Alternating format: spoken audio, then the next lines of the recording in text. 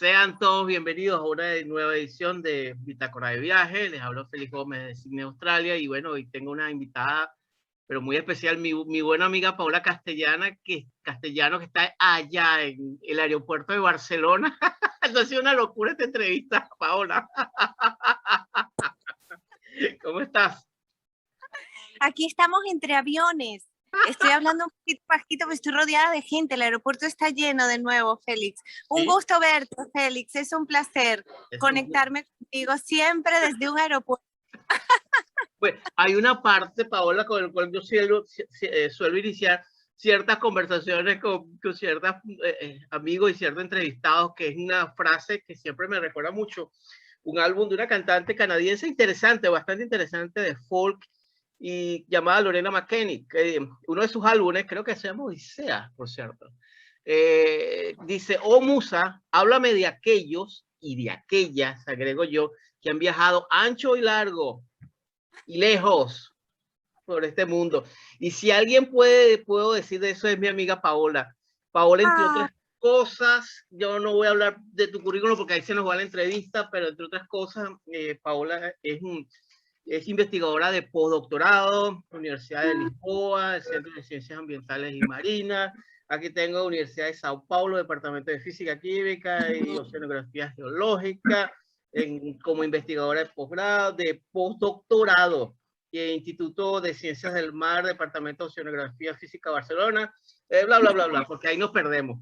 Y cualquier cantidad de investigación. Pero más allá de eso, que no es creo que más allá de eso, para mí, lo trascendente, Paola, y una de las inquietudes que yo tenía, es que en estos tiempos de tanta complejidad, en estos tiempos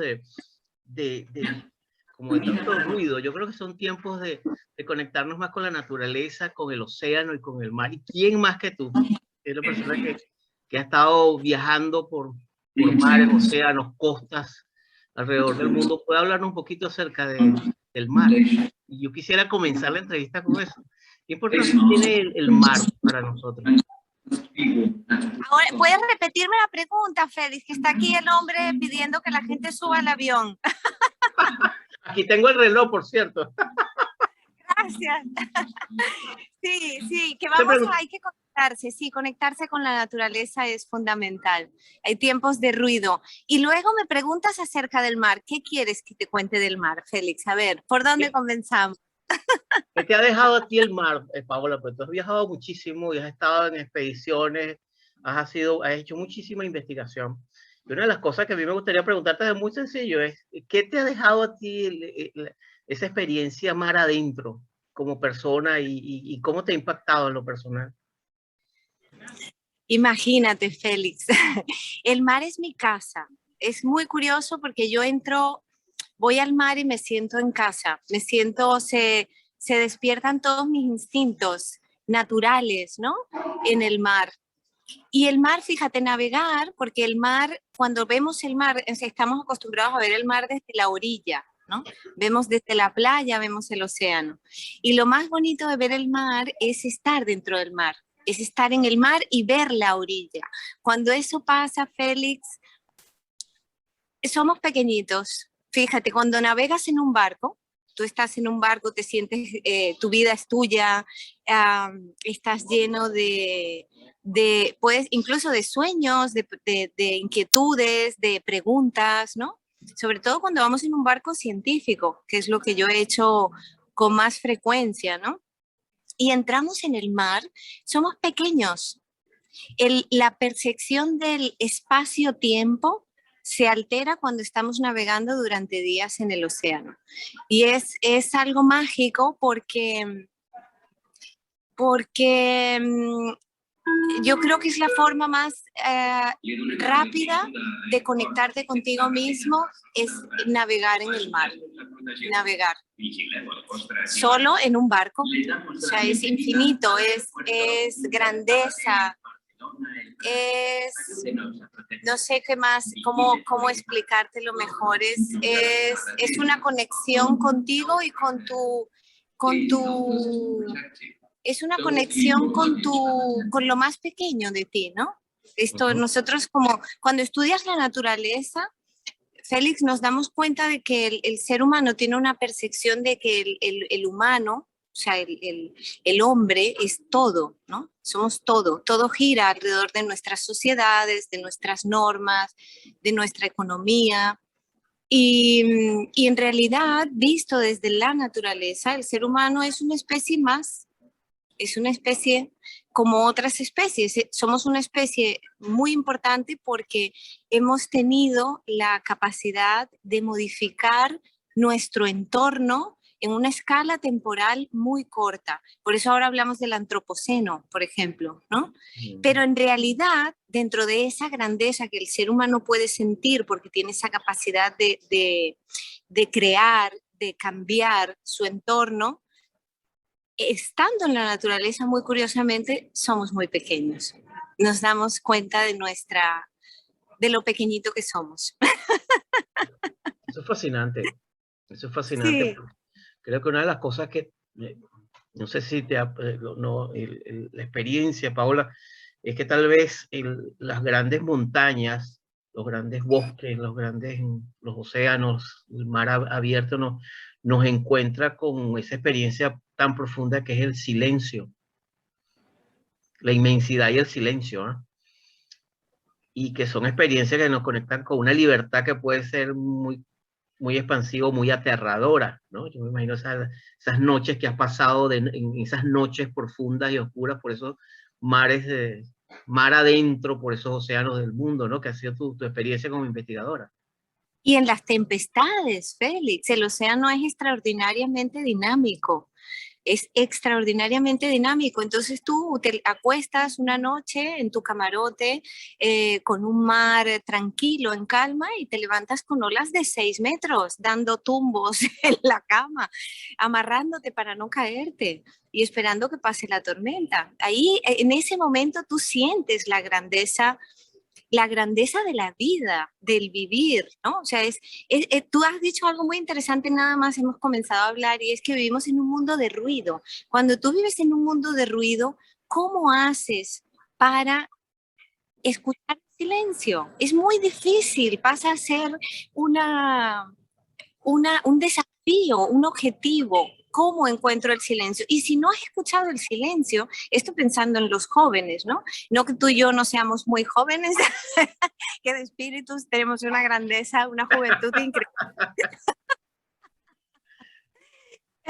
Pero los jóvenes se han acostumbrado, hemos vivido una generación distinta y el silencio podía surgir en nuestra vida sin necesidad de buscarlo, él podía aparecer. Actualmente no, actualmente tú estás en casa y estás en el ruido de las redes sociales, del internet, de la información. Es muy difícil encontrar el silencio al día de hoy. Y la naturaleza, desde mi punto de vista, es la forma más rápida, más sencilla y más profunda de encontrar ese silencio, sin tener que irte a una sala de meditación, ¿no? Que ahora está muy de moda. Vamos a salas de meditación, aquí en Barcelona está lleno de salas para encontrar el silencio en tu mente. O sea, imagínate, es una reliquia, ¿no? Cuando estás en la naturaleza y estás, bueno, es que navegar es esto, ¿no? Es el océano, es la dinámica de estar en un mar en movimiento, en un mar que está conectado con la atmósfera. Entonces, bueno, pues al día siguiente te levantas amarrándote para poder dormir, si puedes dormir. Interesantísimo. Y mirando las olas que entran en la proa del barco. Eso es interesantísimo, Paola. Y sabes que una de las cosas, escuchándote, me evocas mucho la poesía de Walt Whitman, cuando él hablaba de que al fin y al cabo esa conexión con las montañas, la conexión de Whitman con la naturaleza, ¿no? Que se quitaba la camisa y abrazaba al viento y se dejaba sentir la naturaleza a través de él, ¿no?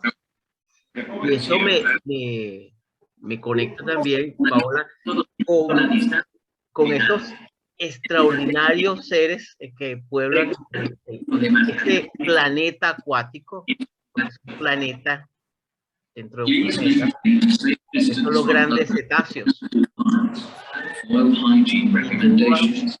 es una experiencia fascinante la conexión, por ejemplo, con las ballenas, ese mundo de los delfines, ese mundo extraordinariamente, y precisamente acá en las costas australianas, es una de las costas donde más se avistan más de 45 especies diferentes de grandes cetáceos, desde la ballena jorobada, pasando por la ballena azul, pasando por cualquier cantidad de delfines que pueblan sobre todo hacia el área de la llamada Queensland y toda la gran barrera de coral australiana. Y en eso quería preguntarte, yendo a esa parte, porque estamos hablando de esa parte profunda del mar y del océano. Se ha encontrado en mucha investigación, Paola, lo desarrollado que están los cerebros de los grandes cetáceos. Por ejemplo, investigaciones en la Universidad del Monte Sinaí, en Nueva York, ha encontrado una cantidad de estructuras cerebrales, básicamente como mamíferos, con un periodo de aproximadamente 70 millones de años juntos, poblando esta parte, que es realmente un periodo muy pequeño delante de la gran evolución de la historia de este planeta, astronave, planeta Tierra Madre. Cómo las grandes ballenas tienen un cerebro con una complejidad y un sistema social del cual podemos aprender muchísimo. Y ahí es donde yo quería preguntarte, dicho esto, ¿cuál es tu experiencia? ¿Cuál ha sido tu experiencia y tu reflexión acerca de la vida de estas grandes gigantes del océano? Sí, fíjate que es curioso lo que dice Félix, porque la vida surgió en el mar, en el agua, ¿no? Y esta vida que estaba en el agua, los reptiles, ellos salen a explorar la tierra. Esto simplificando y contándolo de una forma muy simpática.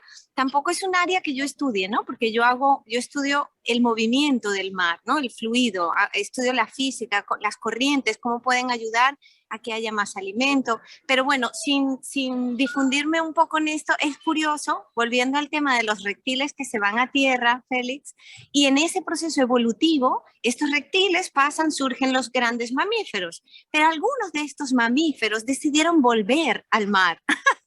Wow. Y estos son nuestros delfines, son nuestros Wow. cetáceos, son las Qué ballenas. Entonces, cuando alguien dice, no, porque venimos del macaco, yo digo, no, yo vengo del delfín. Cuénteme más de eso. Qué fascinante, Paola. Yo vengo del delfín y las ballenas. O sea, quiero decir con eso que en el fondo, en ese proceso evolutivo, los mamíferos, ¿no? Estas especies menos complejas, venían del mar, decidieron los reptiles evolucionando ir a tierra y en tierra siguieron evolucionando y surgen los mamíferos hasta llegar al Homo sapiens, ¿no? Pero hay una parte de ellos que instintivamente dijeron, oh, pues tal vez en el agua estábamos bastante mejor. Mucho mejor. Y lejos del Homo sapiens.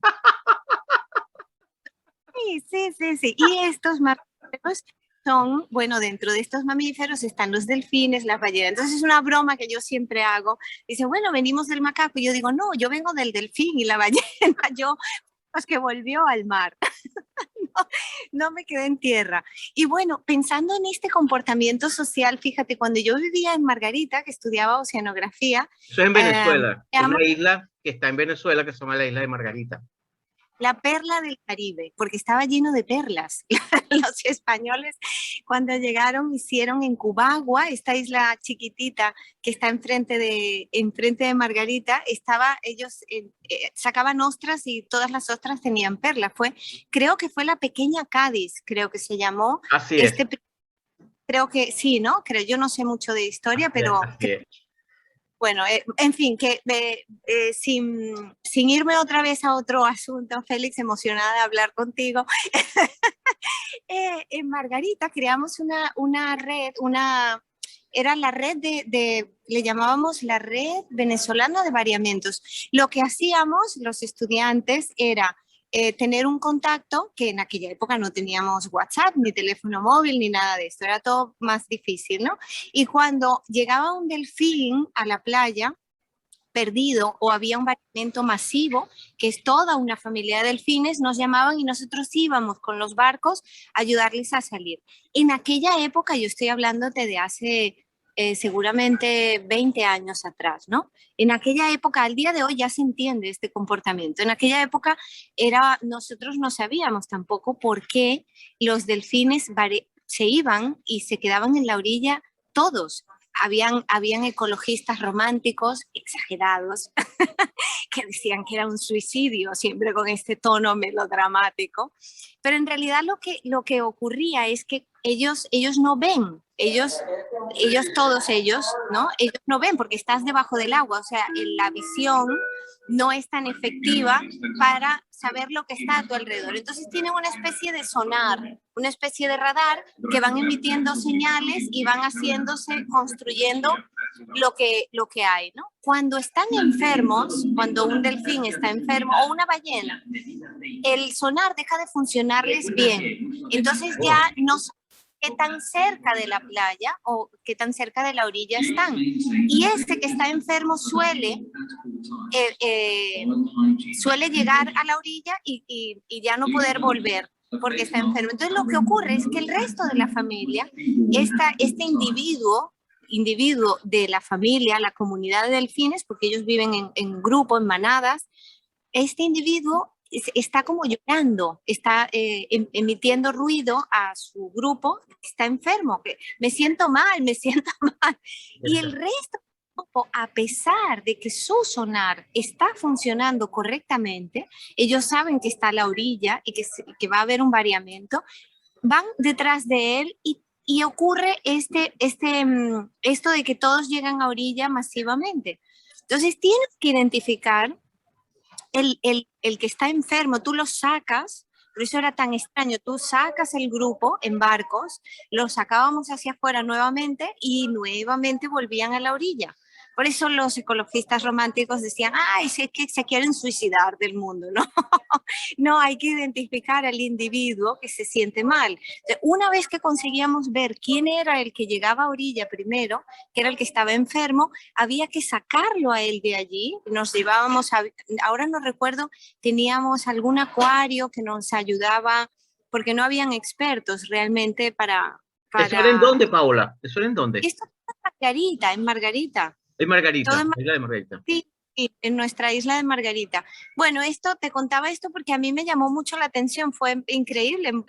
Bueno, hubo una vez que tuvimos una manada enorme y nadamos con ellos en los barcos, se llevaron al pequeñito que estaba mal, tenía algún problema, se lo llevaron, lo conseguimos rescatar, incluso esta fue una experiencia muy bonita y nosotros nadamos hasta que ellos no dejan de escuchar al compañero que está enfermo, ellos no se van. Una vez que lo dejan de escuchar, ya regresan otra vez. O sea que es un comportamiento evolutivo, o sea, hay un civismo, ¿no? Es muy evolutivo. Y hay una inteligencia social enorme. Ese sí, no lo hacemos nosotros. Bueno, en algunas sociedades tal vez sí, esto ya depende de cada individuo, ¿no? De cuánta empatía puedes tener por el otro. Pero ellos socialmente, todo el grupo llega a la orilla y no pueden ya volver porque están escuchando a un individuo de la comunidad que está enfermo. Wow. Es maravilloso, Félix, sí. Es muy wow. Sabes, Paola, que hace muchos años yo tuve una experiencia muy interesante, no interesante, sería frívolo decir interesante, muy profunda, porque estaba con mi esposa y estábamos con un amigo australiano y él nos llevó en su bote. Yo estoy viviendo cerca de un parque nacional, toda esta parte es costa, toda la parte de Sydney es costa, y precisamente es entre la época de lo que aproximadamente junio, noviembre es la gran migración de las ballenas jorobadas.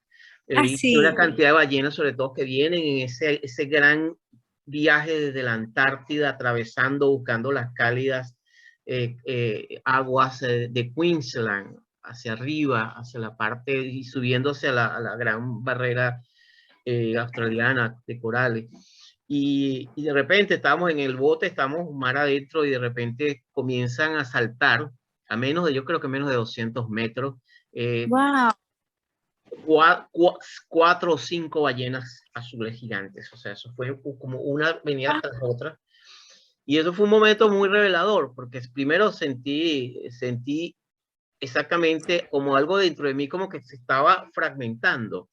Es decir, yo lo que sentí primero es un estremecimiento, más allá del miedo, de sentir lo que tú acabas de decir, lo pequeño que somos frente a la inmensidad del planeta y de la ecología, porque empezaban a danzar entre los pequeños, los grandes, era como una especie de danza, un ballet, pero al mismo tiempo de una majestuosidad, de una potencia que yo en mi vida, ni siquiera en ese encuentro con las montañas, en ese encuentro con otras experiencias, nunca había visto algo tan profundo, ¿no? Y más allá de eso, yo me quedé con la experiencia. Últimamente yo he estado trabajando porque tengo una serie de bitácoras que tengo donde me estoy centrando en la figura del padre.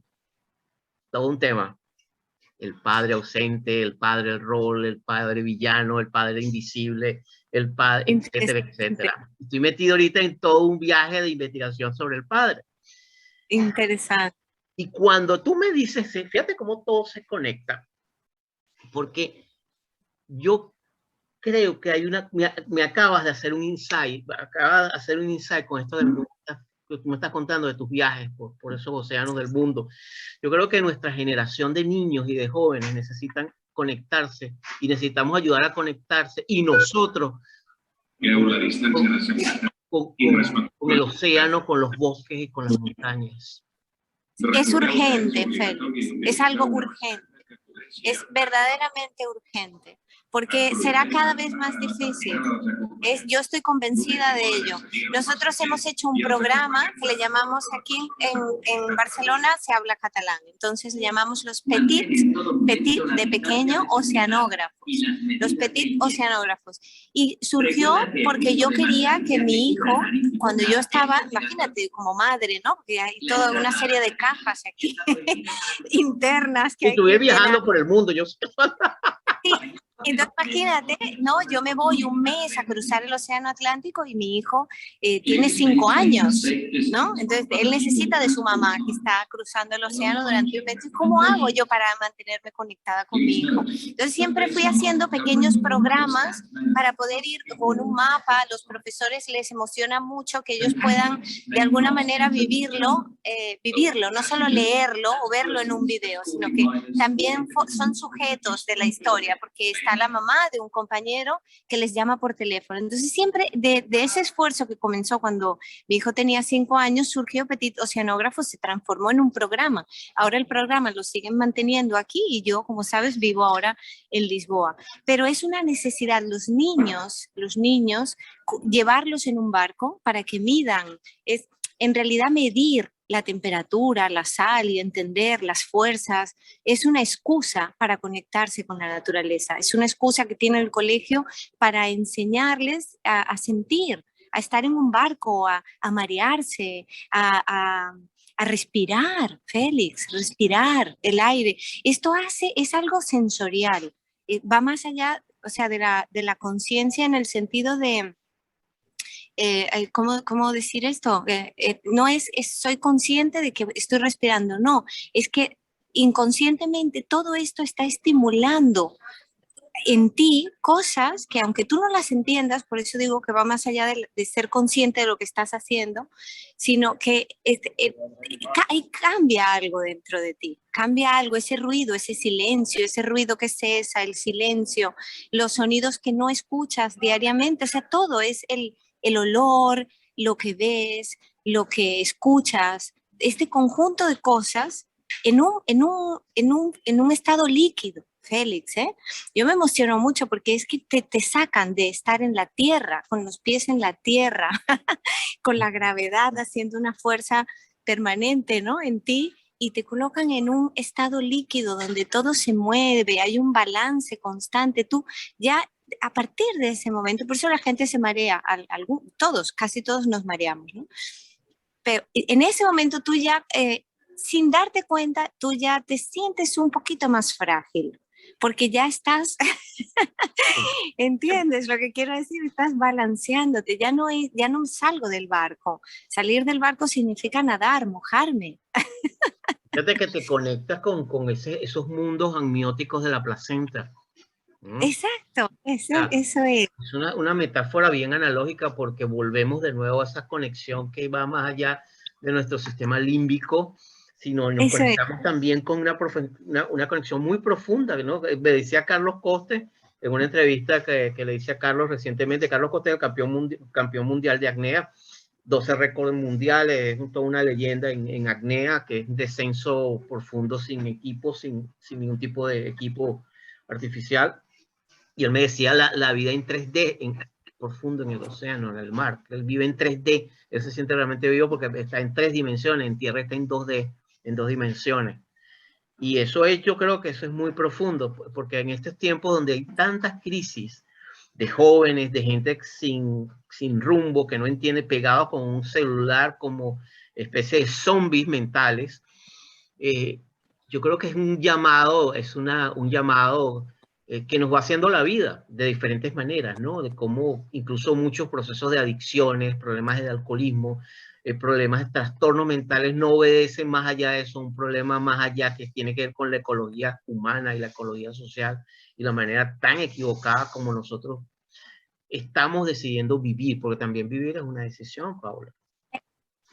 Es correcto, Félix, es correcto. Fíjate, es curioso, un barco, cuando navegamos, ¿no? Imagínate, hay como un comportamiento que los que ya hemos navegado repetidas veces ya lo conocemos, ¿no? Ya sabemos más o menos qué va a pasar a lo largo de los días en un barco. Y es curioso porque en el barco, cuando tienes que navegar, estar en mar 20 días, ¿no? Estás 20 días en el mismo espacio con un grupo de personas y unas rutinas. El barco nunca duerme, el barco nunca puede dormir porque está la tripulación que lleva el barco, ¿no? Que nos permite estar navegando, que no nos falte la comida, ¿no? Que todo esté funcionando correctamente, que las máquinas no se estropeen para que el motor continúe andando. Y luego está el grupo de científicos. Y cuando entras en un barco, tú te conectas contigo mismo, aunque no quieras. No puedes escapar de ti. Cuando nos sacaron aquí, bueno, tuvimos nuestra cuarentena de 2 meses, mucha gente hacía la analogía de estar en cuarentena es como estar en un barco. O sea, tú tienes que saber regular tu energía y no puedes esconderte. Tú, cuando te relacionas diariamente con las personas, incluso contigo mismo, tú puedes autoengañarte. Puedes hacer como que no está pasando nada o puedes tener una forma de estar que permita dar una buena imagen de ti, pero cuando estás en un barco y tienes que salir de tu camarote, que además es compartido, ir al pasillo, desayunar con las personas, lo ves en el comportamiento de la gente día tras día. Los 3 primeros días son de euforia, a veces de mareo, el 4.º día las cosas comienzan a calmar y a partir del 6º o 7.º día mucha gente entra en colapso y no sale de su camarote. Esto, Félix, que te cuento, es un clásico, que lo sabemos los que hemos estado mucho. Decimos, bueno, ¿qué le pasa que no sale? Bueno, hay que tocarle el camarote y ver si responde. Si responde y le ven comer, quiere decir que está en un trance consigo mismo que ya saldrá de allí. Está vivo. Paola. Entonces es hermoso, porque no puedes esconderte de ti. Fíjate que y hago esta reflexión viendo el reloj, porque es que tienes que irte, porque tienes que tomar el vuelo ahorita directamente a Lisboa.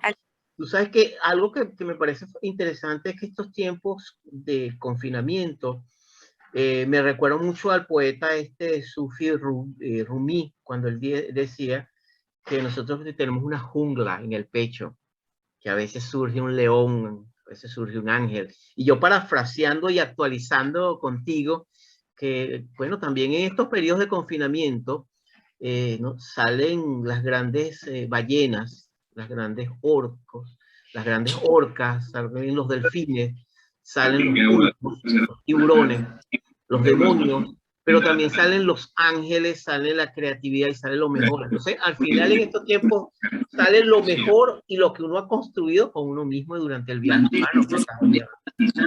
Es como la metáfora de la naranja, ¿no? Cuando tú exprimes una naranja, pasa como el estrés o los momentos de dificultad, sale lo que hay dentro de ti. Lo mejor o lo que tenga que salir, y yo creo que eso es un poco lo que está pasando. Y veo que también esto de la pandemia también sirve como una especie de trabajo interior para sacudir como un volcán lo que hay que mover. En términos que hacen a los días, ¿no? Sí, así es, Félix. Sí, es curioso. Esto, imagínate gente que es como dices, está ahí lidiando consigo mismo, con sus demonios y sus ángeles, en un océano extraordinario afuera de sí. ¿Entiendes? Si tú estás en paz contigo, tú luego disfrutas. Nosotros hemos tenido la oportunidad en cerca de Ushuaia, salimos desde Ushuaia y este mar al sur, vimos la esfera celeste. Yo pensaba en Galileo, decía, wow, la Tierra es redonda, porque el horizonte se ve curvo, es precioso. Y hay gente que está en el camarote. Paola, ¿y qué me cuentas de la isla de los lobos en Ushuaia? La isla de los lobos en Ushuaia. Interesantísimo. Es interesantísimo. Es donde está toda esa parte del viaje y la resiliencia. Bueno, Paola, muchísimas gracias. La Tierra del Fuego. La Tierra del Fuego. Preciosa. Es hermoso. Eso es hermoso. Preciosa. Bueno, yo quiero darte las gracias por la entrevista, porque es que me preocupa que pierdas el avión. No me quiero ir. No quiero ir. Yo tampoco quiero que te vayas. Nada personal, es la vida. Es la Paola, nada personal, es life. La vida. Félix, qué energía tan maravillosa, qué bonito. Es un gusto verte, Paola, y me encantó, y de verdad que gracias, porque de verdad que yo quería, una de las razones que me motivó mucho a entrevistarte es esa energía tan fantástica de sonrisa, de creatividad, de investigación que no has parado. Tú desde los tiempos de Margarita, de oceanografía, no has parado. Y no has parado. Voy a parar. Y no tienes por qué parar además. Eso es no queremos parar además. Ahora es cuando mejor está. Por supuesto. Cuídate mucho, Paola. Sí, Félix, gracias. Conectar con la naturaleza es urgente. Es urgente. Escuchar el silencio y parar el ruido es urgente, sobre todo para nuestros jóvenes. Es urgente. Ya encontraremos la manera de ayudarles, Félix. Cuídate mucho y buen viaje, Paola. Gracias a ti, mi Félix. Un abrazo. Un beso. Cuídate.